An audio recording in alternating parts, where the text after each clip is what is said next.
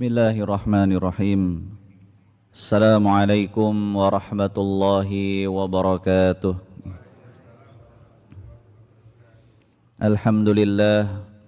Alhamdulillahi rabbil alamin. Wal aqibatu lil muttaqin wala udwana illa 'alal zalimin. Asyhadu an la ilaha illallah al-malikul haqqul mubin. Wa ashhadu anna Muhammadan abduhu wa rasuluhu sadiqul wa'dil amin. Allahumma salli wa sallim wa barik ala Muhammadin wa ala alihi wa ashabihi ajma'in wa man tabi'ahum bi ihsanin ila yaumiddin. Qala Allah ta'ala fi kitabihil mubin, Ya ayyuhalladzina amanu taqullaha haqqa tuqatihi wa la tamutunna illa wa antum muslimun, amma ba'd. Allahumma inna nas'aluka ilman nafi'an wa rizqan tayyiban wa amalan mutaqabbalan. Allahumma anfa'na bima 'allamtana wa 'allimna ma yanfa'una wa zidna ilman. Kaum muslimin wal muslimat, Bapak dan Ibu jamaah kajian yang semoga dimuliakan Allah Subhanahu wa taala. Senantiasa kita panjatkan puja dan puji syukur kehadirat Allah Subhanahu wa taala yang pada kesempatan pagi hari ini Allah masih memberikan kepada kita kenikmatan, kesempatan dan kesehatan, dan juga masih diberikan nikmat yang begitu agung, yaitu nikmat iman dan Islam, dan juga kita masih diberikan nikmat bisa melaksanakan sholat subuh berjamaah di masjid ini. Semoga Allah Subhanahu wa taala senantiasa menerima amal ibadah kita, amin ya rabbal alamin. Salawat dan salam senantiasa kita haturkan kepada suri tauladan kita Nabi Agung Muhammad sallallahu alaihi wasallam beserta keluarga beliau, para sahabatnya juga umatnya sampai hari kiamat. Selanjutnya kaum muslimin wal muslimat, Bapak dan Ibu jamaah kajian yang semoga dimuliakan Allah Subhanahu wa taala. Insyaallah pagi hari ini kita akan membahas salah satu dosa yang sangat besar, yaitu berbuat syirik kepada Allah Subhanahu wa taala, yang mana akan dibahas terkait dengan larangan-larangan dan juga ancaman-ancaman dari menyekutukan Allah Subhanahu wa taala.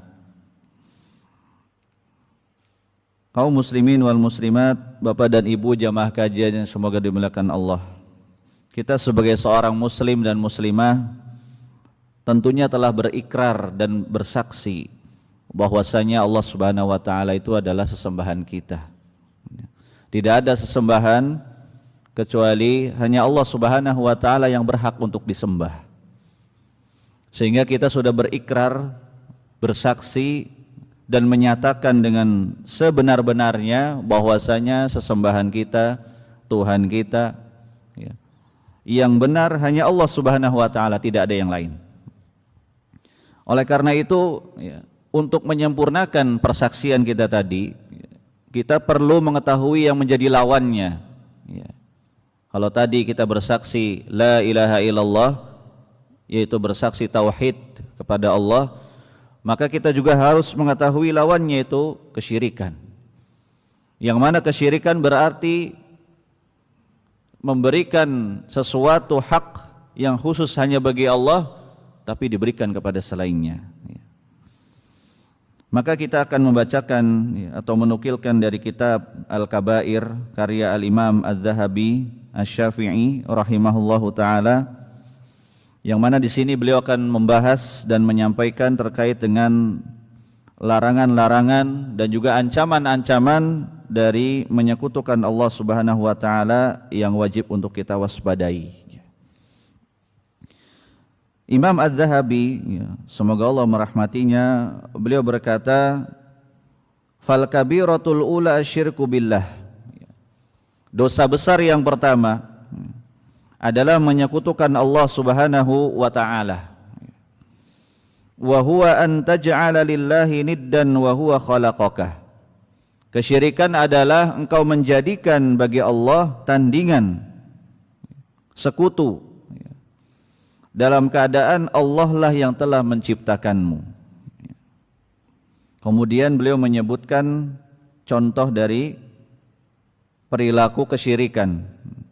Wa ta'budu ma'ahu ghairahu min hajarin aw syajarin aw syamsin aw qamarin aw nabiyyin aw syaikhin aw jinniyin aw najmin aw malakin wa ghairi dzalika. Setelah beliau menyampaikan definisi kesyirikan, yaitu menjadikan tandingan bagi Allah dalam keadaan Allah yang menciptakanmu, maka engkau beribadah bersama Allah dan juga yang lainnya. Engkau beribadah kepada Allah dan juga kepada pohon, kepada batu, kepada matahari, bulan, nabi, guru, jin, bintang, ataupun malaikat dan yang selainnya. Ini diantara contoh-contoh bentuk-bentuk praktek kesyirikan. Ada orang menyembah Allah dan juga menyembah batu. Ada orang menyembah Allah, ada juga menyembah pohon, matahari, bulan, nabi, jin, bintang, malaikat dan sebagainya. Kemudian beliau melanjutkan dengan membawakan beberapa ayat yang menunjukkan akan larangan dari kesyirikan dan juga ancamannya. Qala Allah Ta'ala, Allah Ta'ala berfirman, Innallaha la yaghfiru an yushraka bihi wa yaghfiru ma duna dzalika liman yasha.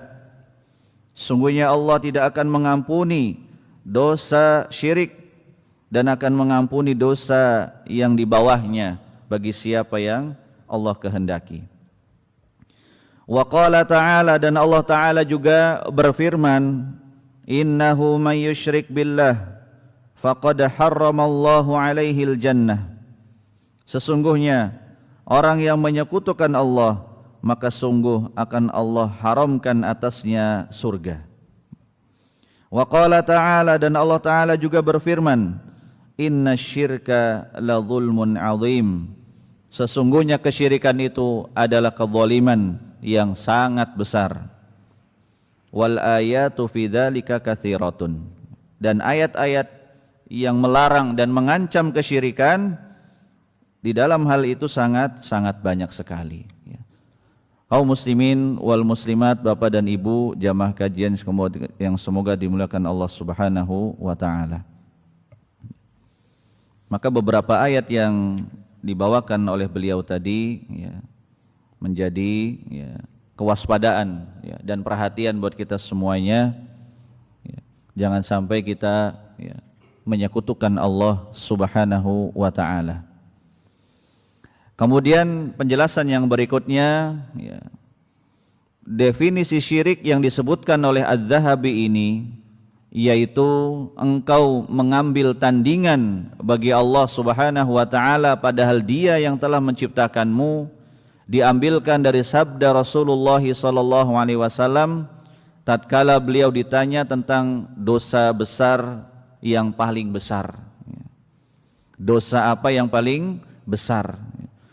Maka beliau menjawab, antaj'ala lillahi niddan wa huwa khalaqaka. Dosa besar yang paling besar atau dosa besar yang menempati porsi pertama dan urutan pertama adalah engkau menjadikan bagi Allah Subhanahu wa taala tandingan dan sekutu dalam keadaan Dialah yang telah menciptakanmu. Kemudian setelah itu beliau menjelaskan lebih rinci dengan berkata, engkau menyembah selainnya bersama Allah. Engkau menyembah batu, menyembah pohon, menyembah matahari, bulan, nabi, menyembah guru, menyembah jin, bintang, malaikat dan yang lainnya. Maka dari penjelasan di atas, definisi dan contoh menyekutukan Allah Subhanahu wa taala yang disebutkan oleh Imam Az-Zahabi ini yang berkaitan dengan tauhid al-uluhiyah, yaitu tauhid yang berupa penyembahan hanya kepada Allah. Tauhid uluhiyah adalah tauhid yang berupa perbuatan hamba kepada Allah. Tauhid dibagi tiga, ada tauhid rububiyah, ada tauhid uluhiyah, dan ada tauhid asma wa sifat. Kalau tauhid rububiyah, ini perbuatan Allah kepada hamba, kepada makhluk. Allah menciptakan, Allah menurunkan hujan, Allah memberikan makan, menumbuhkan tumbuh-tumbuhan, ya, kemudian Allah mengatur alam semesta ini, namanya tauhid rububiyah, ya. Ini berarti perbuatan-perbuatan Allah. Kita mengesahkan dalam perbuatan-perbuatan Allah, sehingga kita mempersaksikan dan menyatakan siapa yang menurunkan hujan? Allah. Siapa yang menahan hujan? Allah. Siapa yang menerbitkan matahari dari timur dan menenggelamkan ke barat? Allah. Siapa yang menumbuhkan tanaman dan tumbuh-tumbuhan dan buah-buahan? Allah. Maka ini masuknya apa? Tauhid rububiyah. Siapa yang menghidupkan dan mematikan? Allah. Ya. Ini masuknya tauhid rububiyah, yaitu perbuatan-perbuatan Allah. Ya. Ini wajib kita esahkan, ya, karena perbuatan di dalam mengatur, mencipta dan semua yang berkaitan dengan alam semesta ini hanya Allah Subhanahu wa taala yang mampu untuk mengaturnya. Yang kedua, tauhid uluhiyah. Tauhid uluhiyah adalah perbuatan hamba kepada Allah, perbuatan kita manusia kepada Tuhan, yaitu berupa apa? Beribadah kepada Allah. Ini namanya tauhid uluhiyah. Sehingga ketika kita berdoa, itu perbuatan kita. Kita tujukan ke siapa doa ini? Kepada Allah. Nah, ini namanya tauhid uluhiyah. Kita sholat, ya, maka sholat perbuatan kita tujukan kepada siapa? Kepada Allah. Ya. Kita berbuat ma'ruf, berbuat kebaikan, ya, membaca Al-Quran, bersedekah, infak, membantu orang, itu perbuatan baik kita. Kita tujukan semua itu hanya kepada Allah. Ya. Maka ini masuknya tauhid uluhiyah. Ya. Menyembelih hewan kurban, ya, maka itu perbuatan kita. Kita tujukan, ya, ibadah ini hanya kepada Allah. Ini contoh tauhid uluhiyah, yaitu perbuatan hamba yang dipersembahkan hanya untuk Allah. Dan inilah yang akan dibahas, ya, pada pertemuan kita kali ini, kesyirikan yang berkaitan dengan tauhid uluhiyah. Ya. Kemudian tadi yang ketiga, tauhid asma wa sifat, yaitu yang berkaitan dengan nama-nama dan sifat-sifat Allah Subhanahu wa taala. Yang ini menjadi nama dan sifat yang khusus hanya bagi Allah. Ya.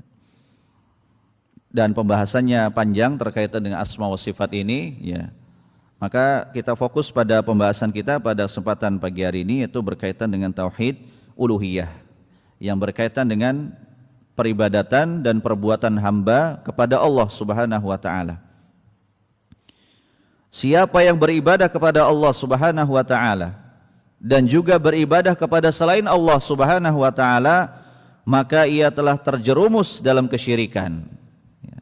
Tentu ini adalah definisi yang sangat tepat, ya, karena memang tujuan utama Nabi SAW diutus adalah agar menjadikan ibadah hanya untuk Allah Subhanahu wa taala saja. Ya.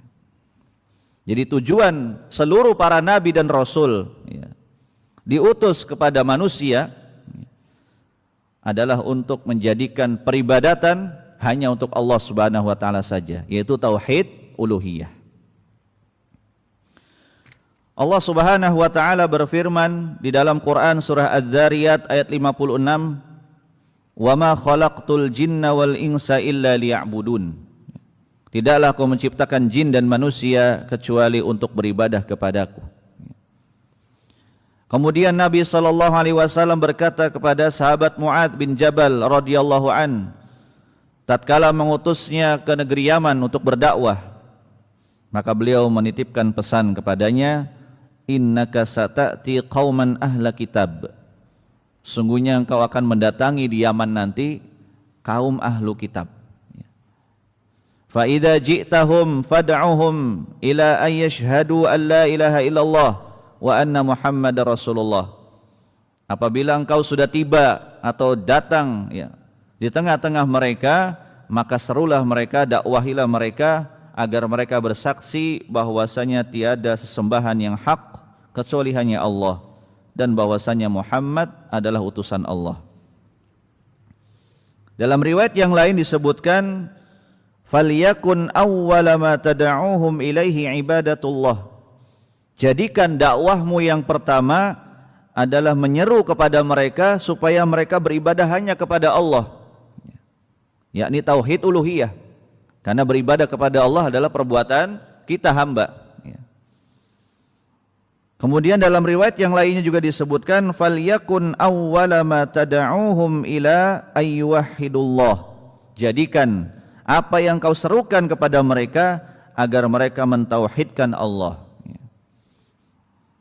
Maka kesyirikan atau menyekutukan Allah Subhanahu wa ta'ala artinya adalah seseorang menyembah Allah sekaligus menyembah selain Allah.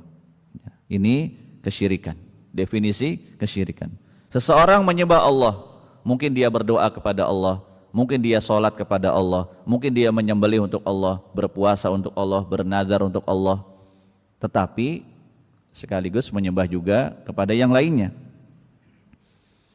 Sehingga kesyirikan bukan berarti harus berpindah agama dari agama Islam ke agama yang lain.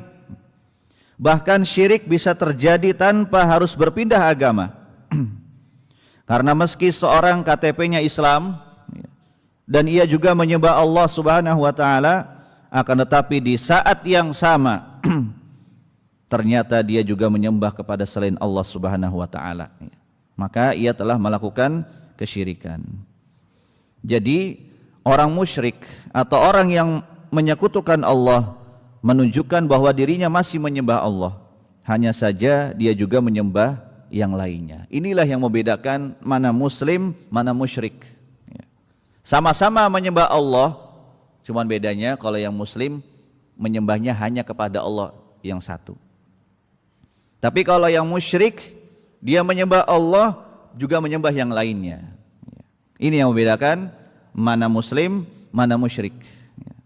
Oleh karenanya, orang-orang Nasrani dikatakan musyrikin karena mereka menyembah Allah juga menyembah Nabi Isa alaihissalam. Begitu juga orang-orang musyrikin Arab zaman jahiliyah disebut kaum musyrikin karena mereka menyembah Allah juga menyembah kepada berhala-berhala. Jadi orang musyrik atau orang yang melakukan kesyirikan itu bukan berarti tidak menyembah Allah sama sekali. Justru mereka menyembah Allah juga. Tetapi mereka menjadikan peribadatan itu tidak satu-satunya kepada Allah, tidak murni kepada Allah, tetapi kepada yang lainnya. Jadi mungkin dia berdoa kepada Allah, dia juga berdoa kepada jin. Mungkin dia menyembelih untuk Allah, tapi dia juga menyembelih untuk jin. Ini namanya kesyirikan.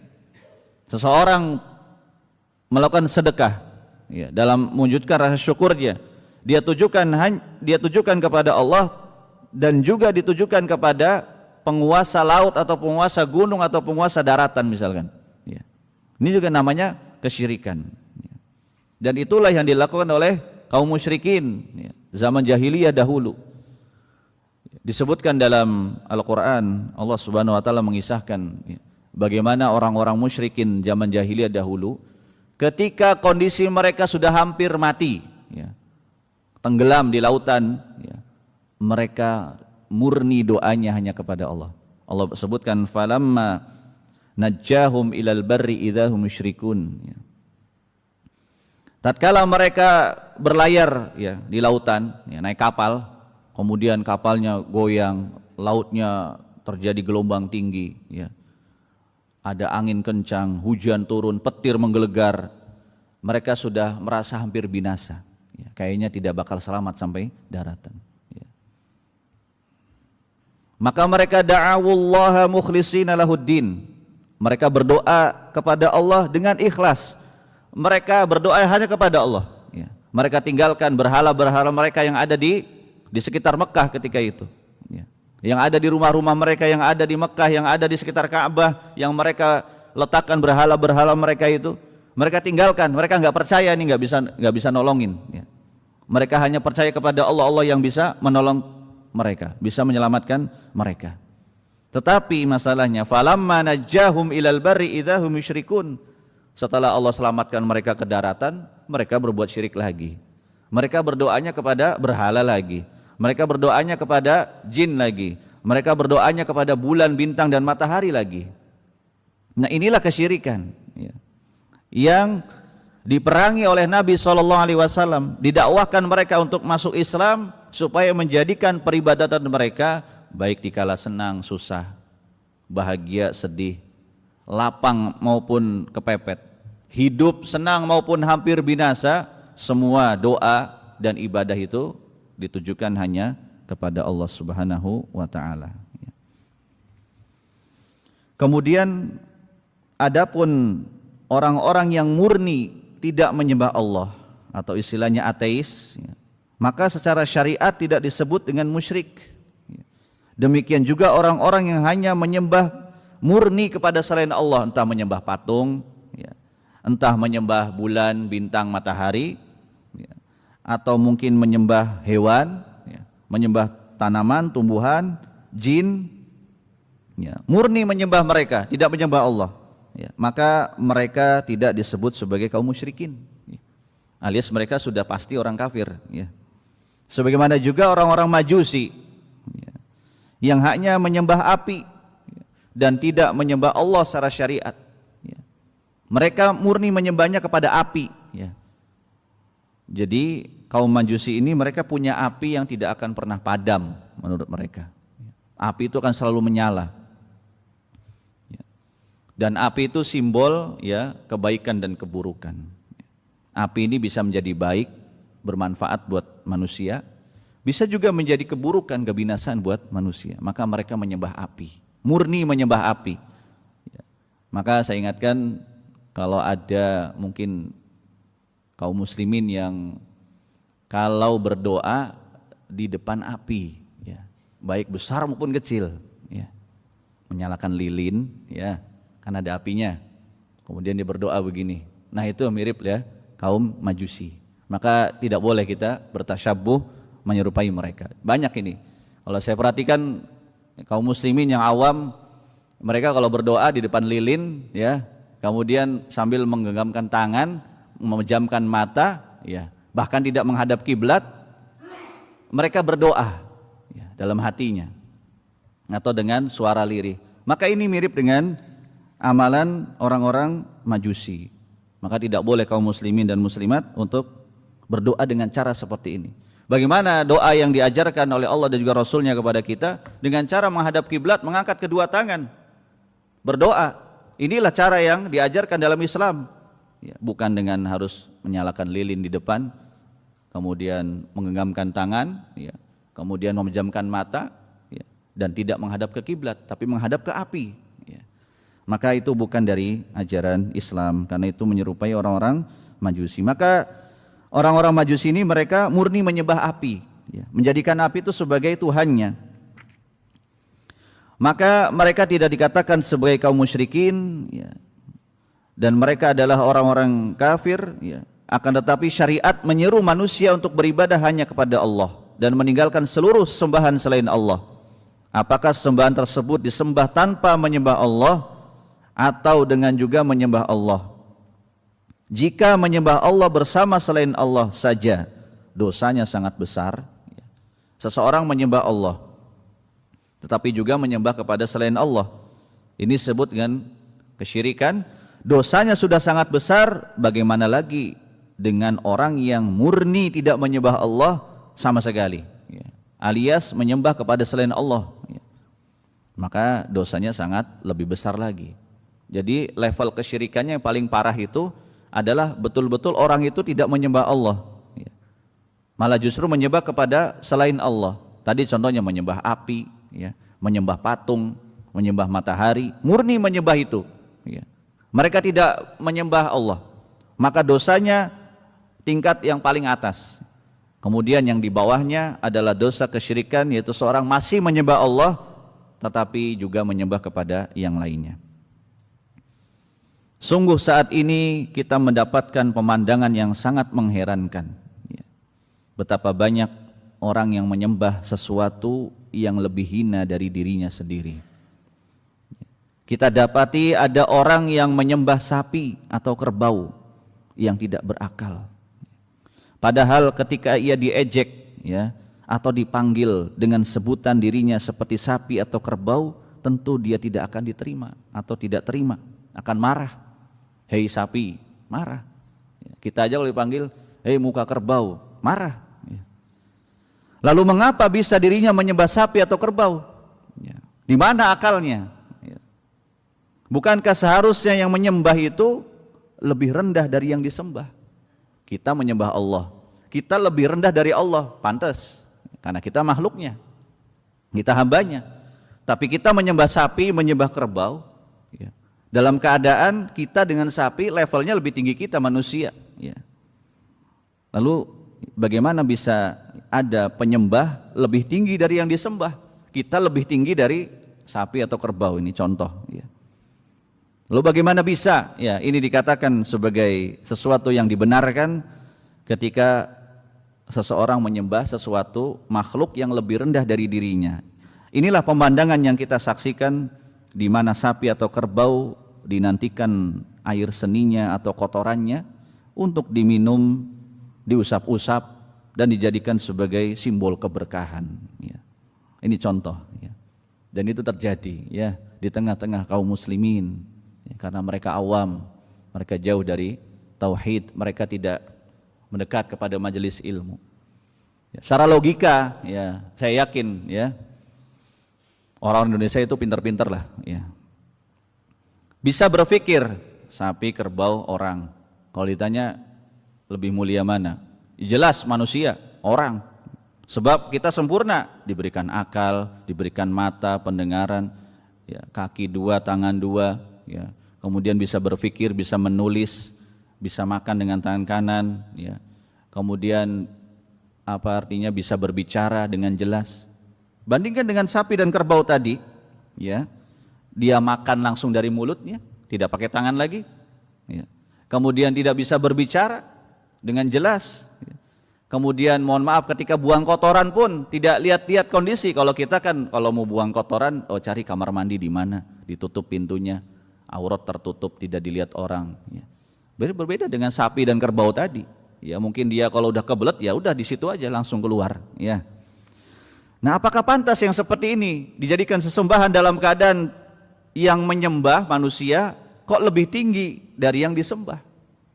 Maka ini sebuah logika yang tidak masuk akal. Kemudian contoh yang berikutnya, begitu juga kita saksikan orang-orang yang menyembah patung atau berhala. Patung tersebut dipahat oleh manusia itu sendiri. Bagaimana bisa seseorang menyembah sesuatu yang ia buat dengan tangannya sendiri? Sungguh ini perkara yang tidak masuk akal. Nabi Ibrahim pernah berkata kepada kaumnya dan ayahnya, karena ayahnya ini tukang buat patung. Qala ta'buduna ma tanhitun, kata Nabi Ibrahim, disebutkan oleh Allah dalam Quran surah As-Saffat ayat 95. Qala ta'buduna ma tanhitun, beliau berkata, apakah kalian beribadah menyembah kepada patung-patung yang kalian pahat sendiri?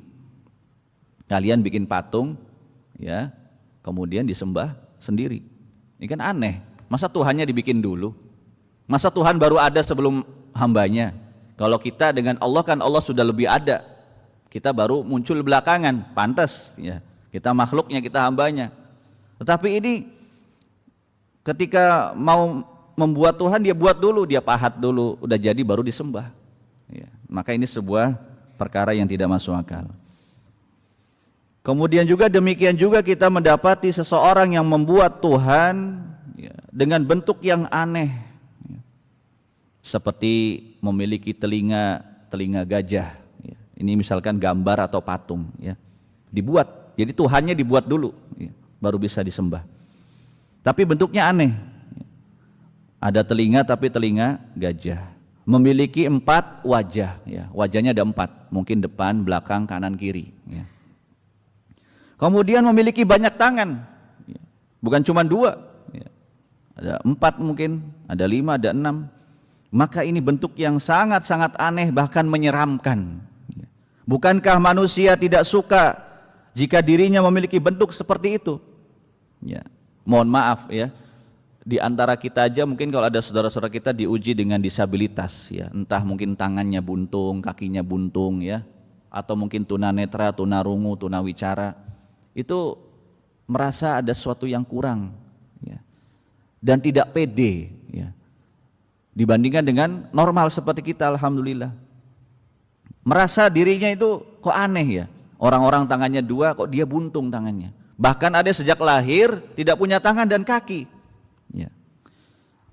Maka bagaimana lagi apabila dia membuat Tuhan, dia buat gambarnya dan patung bentuknya yang menyeramkan, yang aneh. Punya telinga tapi telinga seperti gajah lebar, kemudian wajahnya ada 4 ya. Kita saja ya punya wajah 1 ya, tetapi mungkin wajahnya udah agak serem dikit aja sudah tidak pas ngelihatnya ya. Kemudian tangannya banyak ya, tangannya mungkin 3, 4, 5, 6 ya, bergerak-gerak semua begitu ya, seperti siluman ya.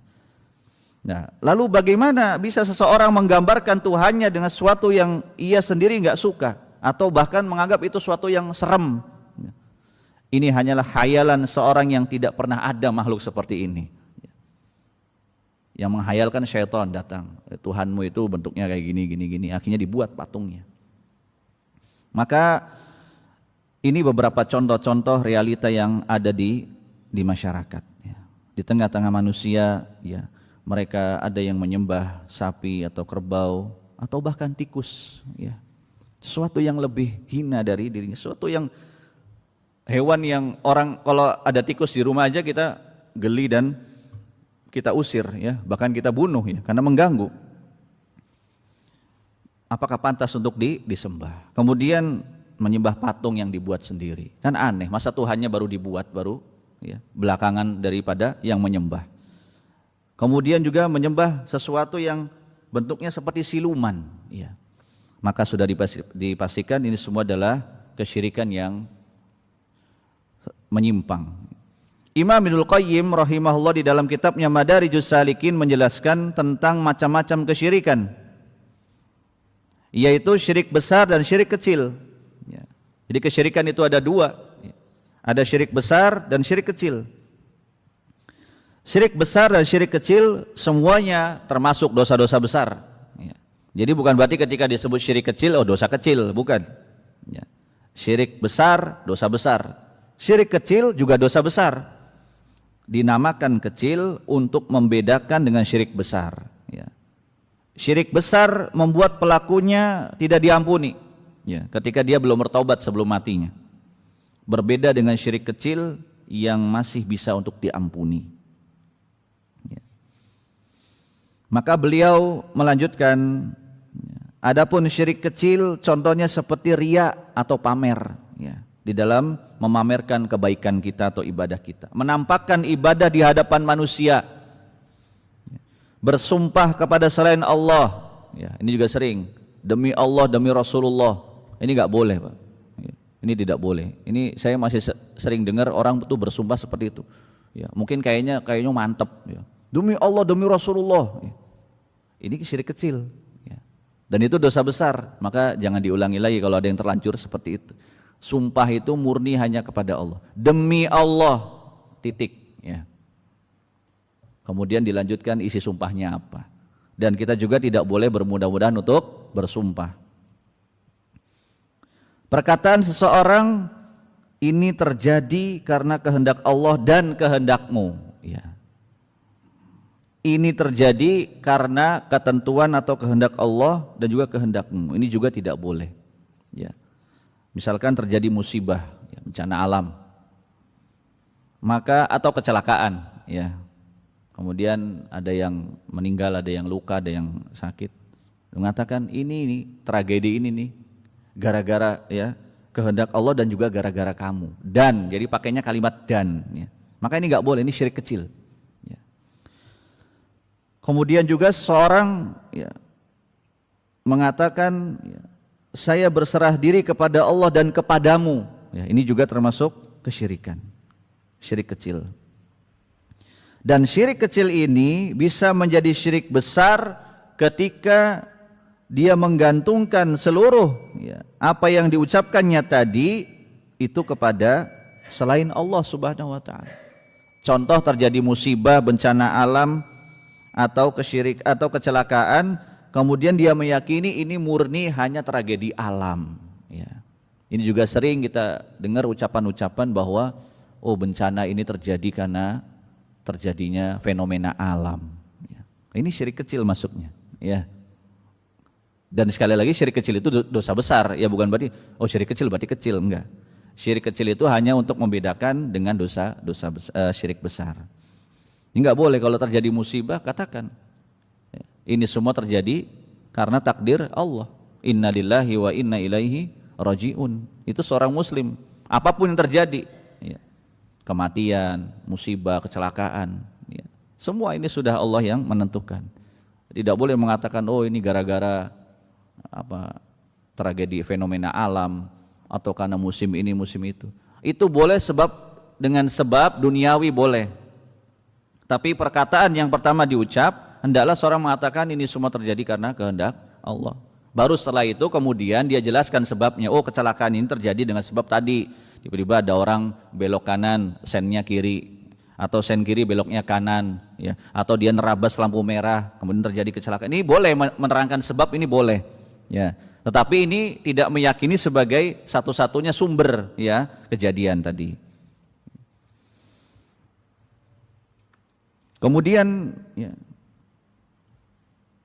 beliau menyebutkan contoh yang berupa kesyirikan besar atau syirik besar adalah sujud kepada makhluk. Contohnya beliau sini sebutkan sujudnya seorang murid kepada gurunya, seorang santri kepada kiainya, ya.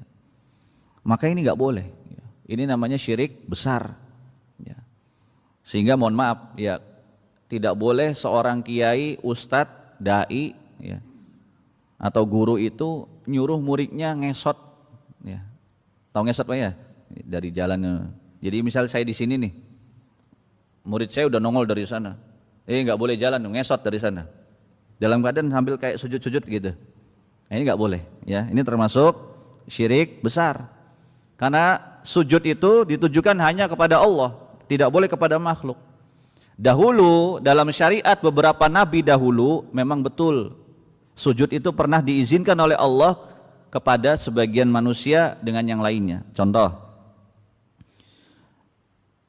malaikat diperintahkan oleh Allah untuk sujud kepada Nabi Adam.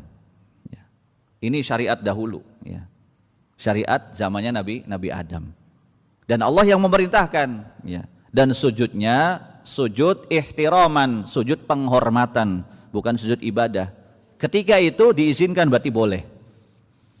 Kemudian sujudnya orang tua dan saudara-saudaranya Nabi Yusuf alaihi salam. Ketika mereka semua sadar, ya, bahwasanya Nabi Yusuf adalah, ya, raja yang ada di Mesir ketika itu, yang selama ini telah mereka usir, ya. Maka saudara-saudaranya sujud kepada Nabi Yusuf, ya. Ketika itu diizinkan oleh Allah Subhanahu wa taala. Sujud, ya, kepada manusia, kepada makhluk. Dan disebutkan oleh para ulama bahwa syariat bolehnya sujud kepada sesama manusia, ya, itu terakhir kali syariat Nabi Yusuf alaihissalam. Jadi setelah beliau udah nggak ada. Ya, dalam syariat kita Rasulullah SAW telah melarang, ya, seseorang itu sujud kepada yang lainnya. Beliau menyebutkan dalam sebuah hadis, andaikan, ya, boleh aku perintahkan seseorang sujud kepada yang lainnya, pasti, ya, kata beliau, aku akan perintahkan istri sujud kepada suaminya. Kalau andaikan boleh, ya, kata beliau. Kalau andaikan boleh sujud kepada manusia, pasti aku akan perintahkan seorang istri sujud kepada suaminya. Tetapi tidak boleh sujud kepada selain Allah Subhanahu wa taala. Jadi ibu-ibu, ya, nggak usah sujud sama suaminya, ya. Karena itu dilarang. Nah, maka dalam hal ini sujud, ya, seseorang kepada orang lain murid kepada gurunya, istri kepada suaminya, anak kepada orang tuanya, ini nggak boleh. Ini dilarang karena termasuk syirik besar yang harus dijauhi. Demikian pula ruku atau membungkukkan badan, ya, untuk dipersembahkan kepada orang lain, ini juga tidak diperbolehkan, ya. Jadi menghormati orang bentuknya kayak ruku, ya, ini nggak boleh, ya. Karena ini termasuk bentuk ibadah. Ruku itu adalah ibadah, ya, yang ditujukan hanya kepada Allah. Sehingga seorang tidak boleh ruku, sujud, ya, untuk makhluk, ya. Karena hal itu semua ditujukan hanya kepada Allah Subhanahu wa ta'ala. Kemudian beliau menyebutkan beberapa ancaman-ancaman, ya, dari orang yang melakukan kesyirikan, ya. Yang pertama, bahwasanya dosa syirik tidak akan bisa diampuni oleh Allah Subhanahu wa ta'ala ketika dia meninggal belum bertaubat. Ketika dia masih hidup, ya, pernah berbuat syirik kemudian bertaubat, maka ini masih diampuni oleh Allah Subhanahu wa ta'ala, ya. Mungkin dulu pernah ada yang datang ke dukun, mungkin dulu pernah percaya kepada selain Allah, mungkin dia pernah sujud kepada selain Allah, kemudian dia bertaubat, ya, maka taubatnya diterima selama dia masih hidup, ya. Tetapi kalau orang berbuat syirik sampai mati belum sempat taubat, nah ini yang terancam dengan ayat tadi, innallaha la yaghfiru ayyushraka bihi wa yaghfiru ma duna dzalika liman yasha. Allah tidak akan mengampuni dosa syirik. Kemudian Allah Subhanahu wa taala juga mengancam orang yang melakukan kesyirikan diharamkan baginya surga, ya, berarti kekal di neraka selama-lamanya apabila dia belum sempat bertaubat sebelum matinya. Yaitu diancam dengan kekekalan di neraka. Kemudian juga kesyirikan berarti dia telah berbuat dengan kezaliman yang sangat besar, melakukan pelanggaran terhadap hak Allah Subhanahu wa ta'ala, ya. Sehingga jika ada pertanyaan, kenapa dosa syirik tidak diampuni oleh Allah sementara, ya, dosa yang lainnya diampuni oleh Allah, maka jawabannya adalah karena dosa syirik itu berbeda dengan dosa-dosa yang lainnya. Dosa syirik berkaitan dengan hak Allah Subhanahu wa ta'ala, adapun dosa selainnya hanya berkaitan dengan hak manusia, ya. Sehingga Allah yang telah menciptakan kita, memberikan rezeki kepada kita, kehidupan kepada kita, ya. Kemudian apakah pantas kita persembahkan ibadah ini kepada selain Allah? Maka jawabannya tentu tidak pantas. Diibaratkan seperti, ya, logikanya adalah seorang orang tua, ya. Ada dua orang tua yang memiliki seorang anak, di mana sang ibu telah bersusah payah merawatnya sejak di dalam kandungan, sang ayah juga telah bekerja keras membanting tulang agar sang anak mendapatkan pendidikan yang tinggi sampai sukses. Nah, begitu sang anak sudah dewasa, sudah sukses, sudah mandiri, ternyata ia malah berbakti kepada orang lain, bukan kepada orang tuanya. Tentu hal ini akan membuat marah kedua orang tuanya.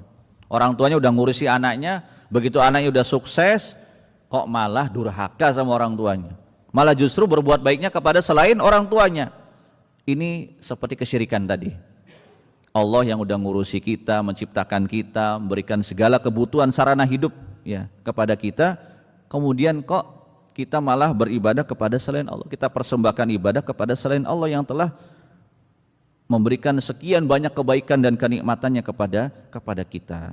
Maka mentauhidkan Allah Subhanahu wa ta'ala adalah keadilan yang paling adil. Karena adil adalah meletakkan sesuatu pada tempatnya. Seseorang yang hanya beribadah kepada Allah berarti dia telah melakukan perbuatan yang seharusnya, karena memang hanya Allah Subhanahu wa ta'ala yang pantas untuk disembah, karena Allah lah yang telah menciptakannya, ya. Maka mari kita berusaha untuk, ya, menjaga tauhid kita, dan kita berusaha untuk menjauhi kesyirikan, ya, baik syirik besar maupun syirik kecil, dan senantiasa kita berdoa kepada Allah Subhanahu wa ta'ala, mudah-mudahan Allah menjaga kita dan anak turunan kita dari perbuatan-perbuatan syirik dan juga segala hal yang mengantarkan kepada kesyirikan. Allahumma inna na'udzubika min an nusyrika bika wa nahnu na'lam wa nastaghfiruka lima la na'lam. Ya Allah, kami berlindung kepadamu dari kesyirikan apa yang kami ketahui, dan juga kami mohon ampun kepadamu dari kesyirikan yang tidak kami ketahui. Demikian jamaah Bapak dan Ibu sekalian, semoga dimuliakan Allah. Kajian kita pada kesempatan pagi hari ini semoga bermanfaat dan mudah-mudahan bisa diamalkan dalam kehidupan kita sehari-hari. Semoga Allah menjaga kita dan seluruhnya, dan semoga Allah memberikan hidayah dan taufik kepada kita dan seluruh kaum muslimin. Amin ya rabbal alamin. Terima kasih atas segala perhatian dan mohon maaf atas segala kurangan. Usikum wa nafsi bitaqwallah wa sallallahu ala nabiyina Muhammad wa ala alihi wa sahbihi wasallam. Subhanakallahumma bihamdik asyhadu an la ilaha illa anta astaghfiruka wa atubu ilaik. Alhamdulillahirabbil alamin. Assalamualaikum warahmatullahi wabarakatuh.